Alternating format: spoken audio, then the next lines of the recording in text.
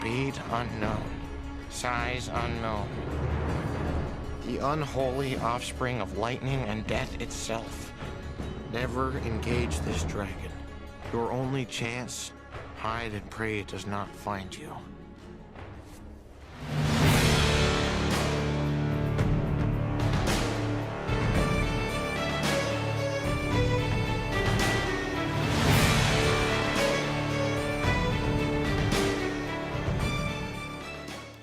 What's happening, all you wonderful ladies and gentlemen?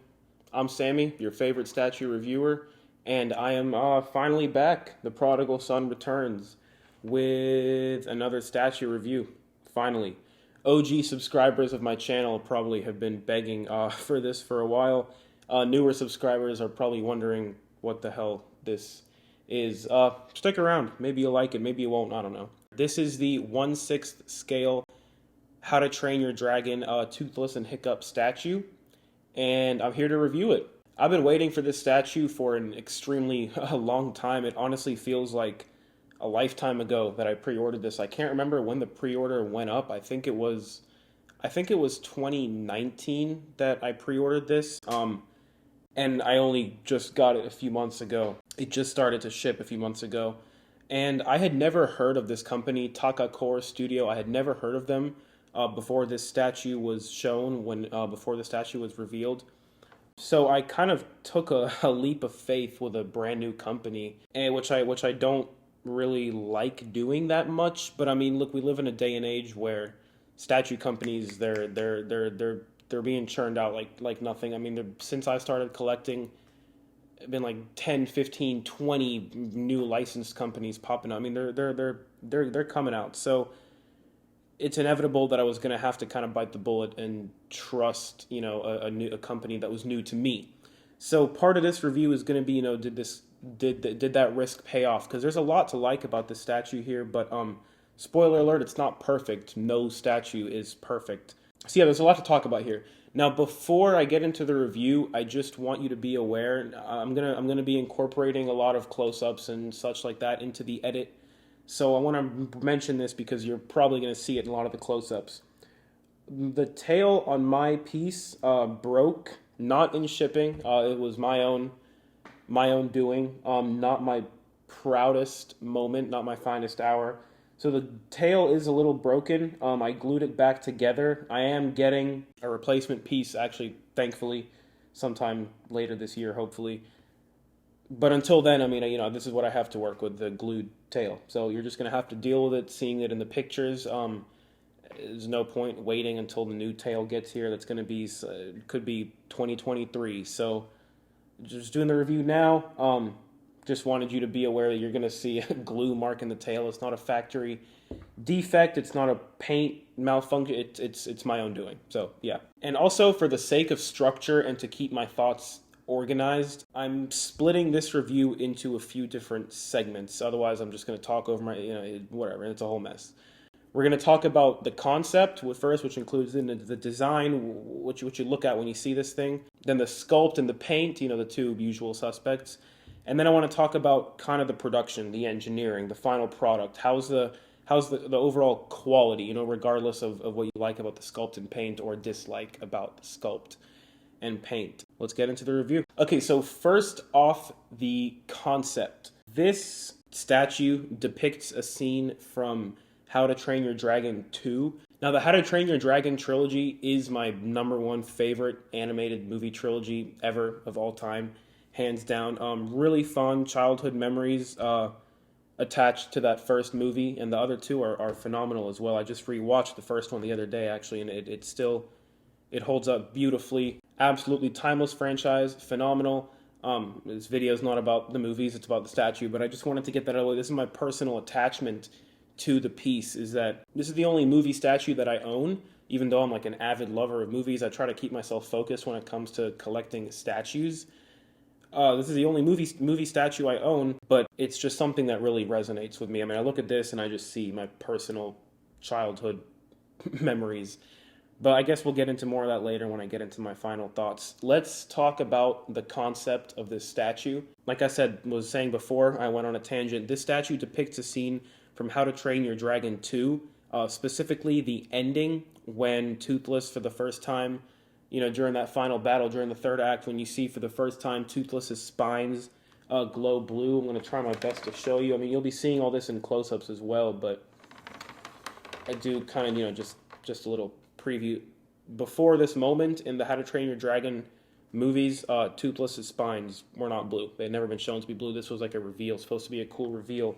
And this was like a triumphant finale moment in the movie where Toothless and Hiccup are brought back together again because Toothless, I guess spoiler alert for How to Train Your Dragon 2, but Toothless was under the spell of the bad guy, I forget his name, but he had his, had Toothless under his mind control, and this was the moment that he broke free from the mind control. So this is a very triumphant moment for both of these characters, for Hiccup and Toothless. So the concept of this statue aims to depict that triumphant moment, immortalized in stone.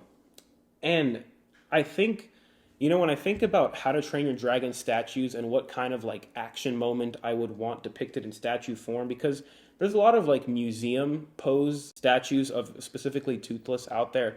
Sideshow has done a few. Taka Corp is actually doing a couple others in smaller scale.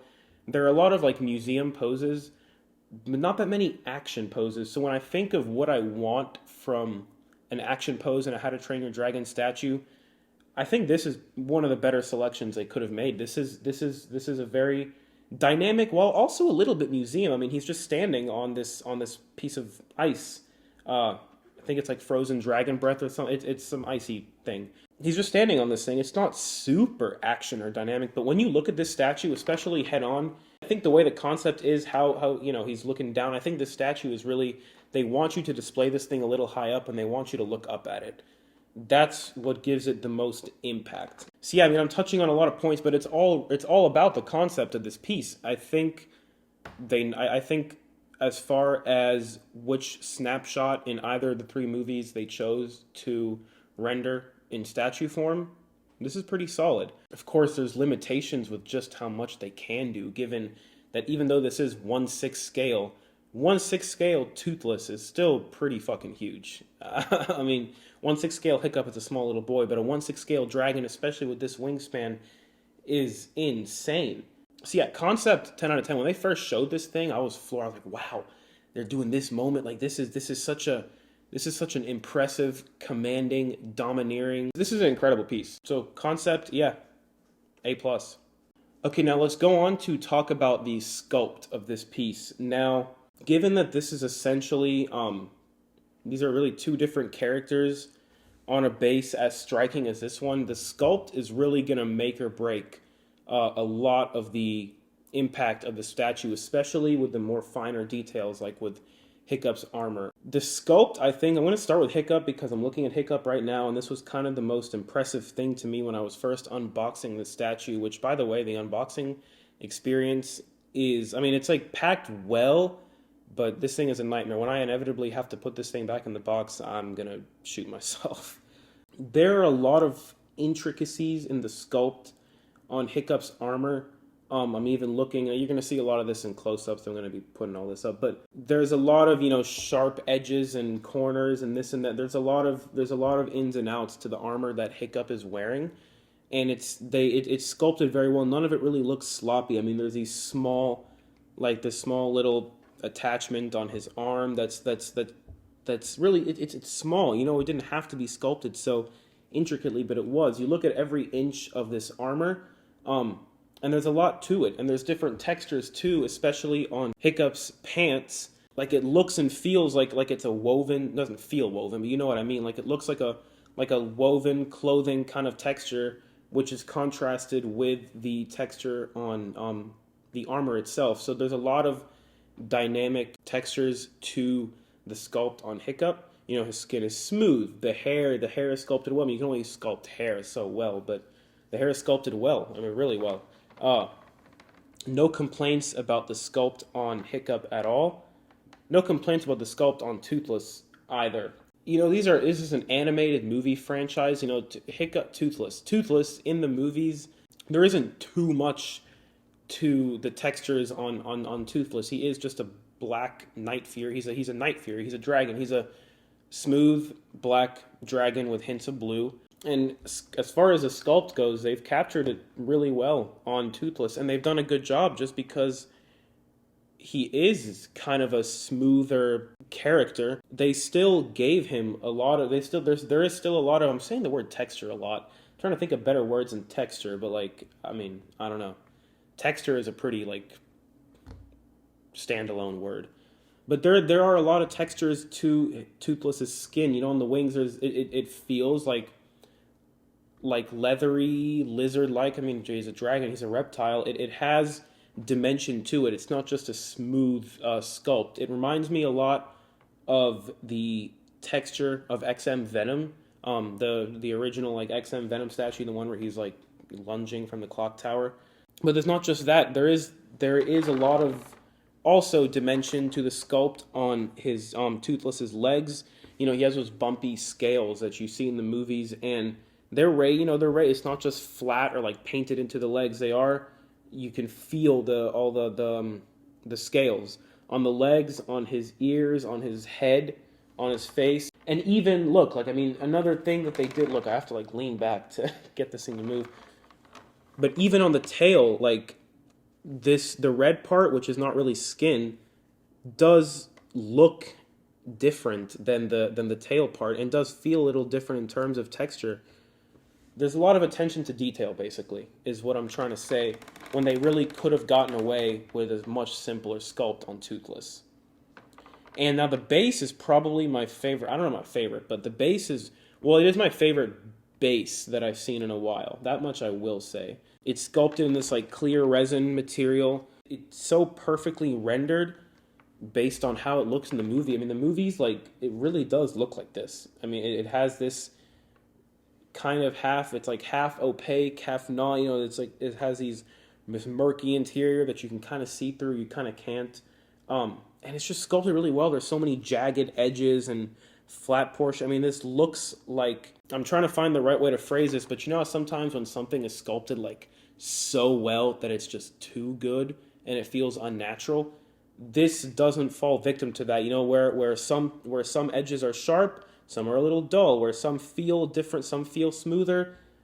There is a lot of attention to detail in the sculpt on the base, is what I'm trying to say. There is a lot to love. Okay, now the paint on this statue, the thing with like talking about the sculpt and paint on statues is that like it's kind of hard to talk about one without talking about the other, because they complement each other so well, and they each kind of bring out qualities in one another that wouldn't be apparent on its own. That's why it's kind of hard. Like, I don't know if you could tell, but when I was talking about the sculpt, several times I did kind of like teeter on talking about paint, and I was trying not to. But the point I'm trying to make is the paint job on this piece is exceptional. It's probably my favorite aspect of the piece. Then again, paint is kind of usually my favorite aspect in a lot of statues when it's done well. There are so many different elements to this statue, and the paint job like is fitting for every different aspect. And obviously the paint job on the base is different than the paint job on Toothless, which is kind of a little different than the paint job on Hiccup, just because there's different textures. But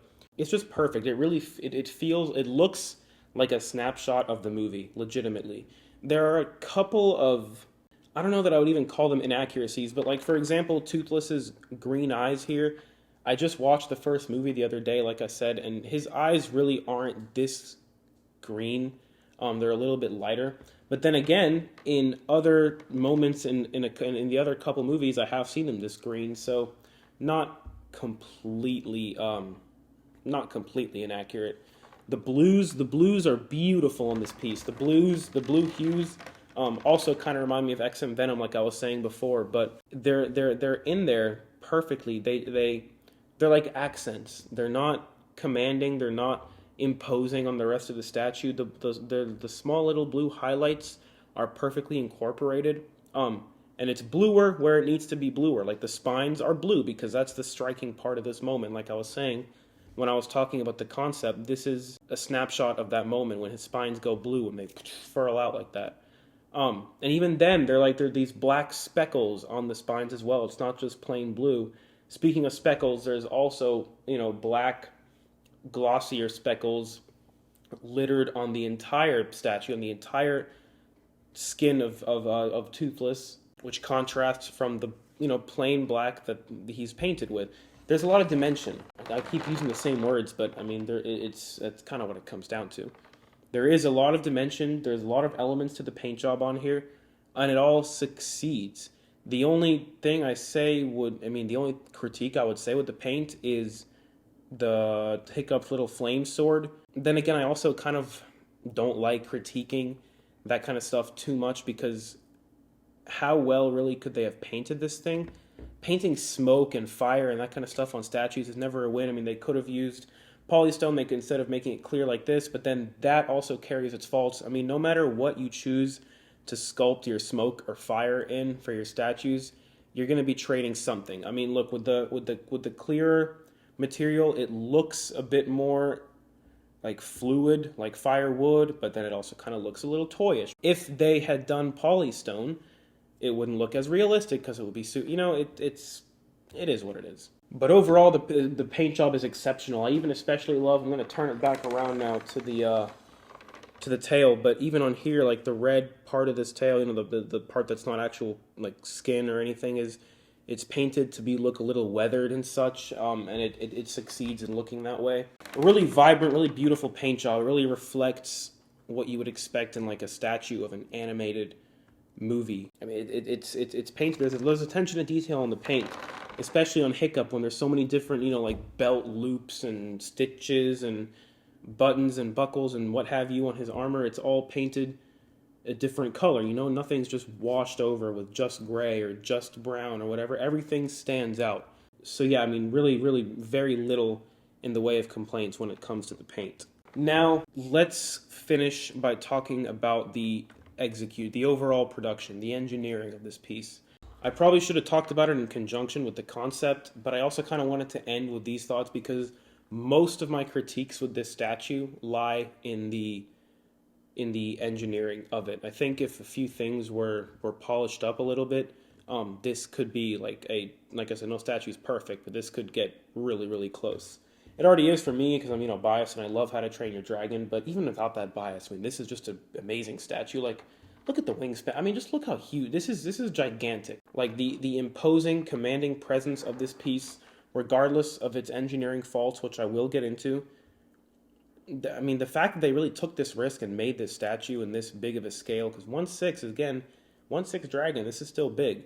This was a risk, especially for a newer company, and I did think it paid off, but we're not out of the wood. They're not off the hook yet. I gotta talk about these engineering faults that I find. Now, first, I want to talk about the tail, because, and I guess, I mean, look, it is my fault that I broke it. 100% it's my fault. But this peg is not magnetized at all. There is nothing really keeping this in here. I mean, you just saw how easily I slid it out. Honestly, I wasn't even trying to slide it out. I just saw that it was coming out, and so I went with it. But there is nothing like keeping this tail in there. In the promo images that they showed for the statue, when it was going up for pre-order, I'm almost certain that they showed the tail was like floating, like suspended in the air like this. But it doesn't do that. It has to be lying against something. And I don't really mind that too much, but this is what I do mind. For a premium statue, this wiggling, in my opinion, this is like really amateurish, if you ask me. This is something I would expect to see on like a B-level custom statue. And I thought that maybe I just got a faulty unit, and that only mine was like this. But then a friend of mine, who also has a statue, he has the same issue. So I don't know. I for how well a lot of the other aspects of the statue are engineered, this just is lazy to me. The wiggling, I don't like it. We'll see. Like maybe this still is a defect. Maybe we'll see when I get my new tail if it's the same degree of shake. But just the fact that it's there in the first place, I'm not a big fan of. Okay, and also the engineering of these spines. Now, for shipping purposes, all of these spines, except for the really, really, really tiny ones down here, but like starting from, most of these spines that you see on the back, they come in a little baggie. Okay, they're not attached to the statue. You have to put each and every single one of them in there. And I don't mind that too much, because I get it for shipping purposes. If one of these little things is chipped, it kind of makes no fucking sense to replace the entire freaking statue just because, so I get it. What I don't get is why they had to make the application process so unintuitive. They're not color coded. At first, they do appear to be like letter coded or like symbol coded because you see some lettering on them, but then you realize it doesn't fucking like nothing adds up. You don't see it in the groove what letter is supposed to go with what. You literally just have to judge it based on the size of this little slot of each spine and the groove. You just have to eyeball it basically and use logic that it goes from small to big and then small again. You can use logic, but it is so frustratingly unintuitive to install these spines. And I know they could have done better. Color coded. Who am I? I'm some fucking dude in a hoodie sitting here reviewing a statue, and even I can't. Color coded. It's a no-brainer. I don't understand why they didn't do that. And to make it worse, they are pretty loose in here. They are not like. And I know that maybe I messed up one or two. Maybe one or two of these isn't where it's supposed to be, but I'm fairly confident these big ones, especially, are in the right spot. And they are really loose. Like they are. I can just boom lift it like this. I can just lift this out of here. When I was moving the statue out here to put it here to review it, a couple of the smaller ones fell off.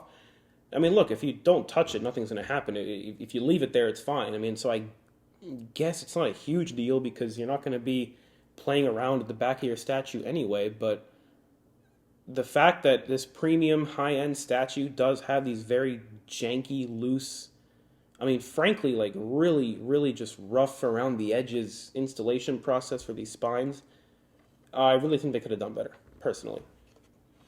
Another minor nitpick, I guess, while we're here is the fact that you have these visible seams for the wings, but not a huge deal. I don't really see how else they could have done it unless they extended the wing to like fit around the contours of the stitching, to hide the seam.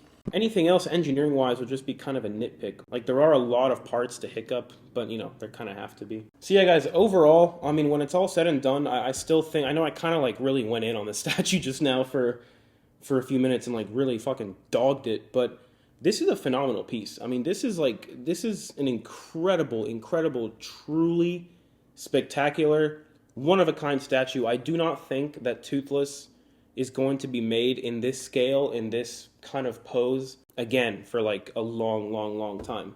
We're probably just going to get these smaller scale museum poses, Toothless statues, but this is a very unique, very ambitious statue, and despite those engineering faults that I pointed out, I think it paid off. The risk paid off. And it's not all bad. Like, there is a lot to love about this, but just a few things that are kind of bad, they stick out, in my opinion. Those spines, to me, are borderline unforgivable. But it's a good thing the rest of the statue is so damn good. Something that I didn't even mention was that the base actually has a slot underneath it that you can slide an LED light in and light it up and make the base light up and make it look like super vibrant, like in the movie. I haven't tried this yet just because where it is in my setup, I can't really get that to work. I need to mess around with my setup a little bit, but I will be testing that out. I've seen pictures of people on Facebook who have this statue who have done it. Looks phenomenal. So the fact that they added that's a super cool touch. They didn't include the lights, but they thought like, hey, let's put a slot in the base. People can put the thing in. Not much else to say about this. I think I covered it pretty well. You do get a swap out option for Hiccup with his fist hand instead of his Amazon Fire Stick, and a unmasked, unhelmeted portrait where it's just him. I like this display option, but I've been swapping it out a little bit from time to time. You don't get any other swap outs for Toothless. This is the only look you're going to rock with the dragon. But yeah, guys, this is a phenomenal piece. I love this. It's spectacular. It's unique. If you are a fan of How to Train Your Dragon and you're in the market for a statue and you've got the space for it because this thing is enormous, consider hunting this down in the aftermarket. It's sold out. You're going to have to do the usual song and dance with these aftermarket pieces and look around for a deal because you're going to pay an arm and a leg on shipping for this. Thankfully, when I pre-ordered through Spec Fiction, it was free U.S. shipping, which saved me. This is like a big reason why I ordered it to begin with. But yeah, besides those engineering faults, the few that I had to highlight, this statue is amazing. You're going to find a lot to love and admire with this piece. display it high up, you know, have a light going into the base if you can. I just kind of have my LED strips facing up, so it kind of lights it up already. But this is a fantastic piece in any display. This is gonna draw eyes. It's gonna draw attention for sure. It's an imposing, huge, aggressive statue. I think Taka knocked it out of the park for a new company. My gamble paid off for sure. I would definitely feel safe ordering from them again, despite, you know, the few patches and engineering that I think they can still iron out if given the chance. But yeah, guys, at this point, I'm just gonna be repeating myself if I talk any further. So this is a super cool piece. Get one if you can. Thank you guys for watching my review. As always, I appreciate each and every single one of you. Thank you for continuing to click on my videos. And until next time, you guys, stay safe. Take care of yourselves. Peace out.